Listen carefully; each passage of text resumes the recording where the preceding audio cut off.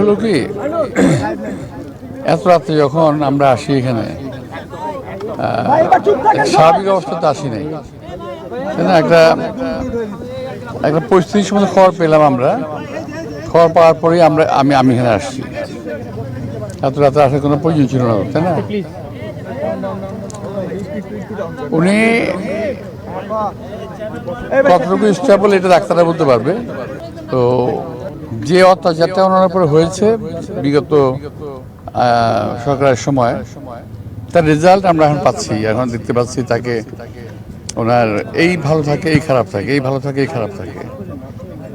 তো উনি এই মুহূর্তে আমার কাছে আমি পার্সোনালি মনে করতেছি যে এই মুহূর্তে উনি স্টেবল নন।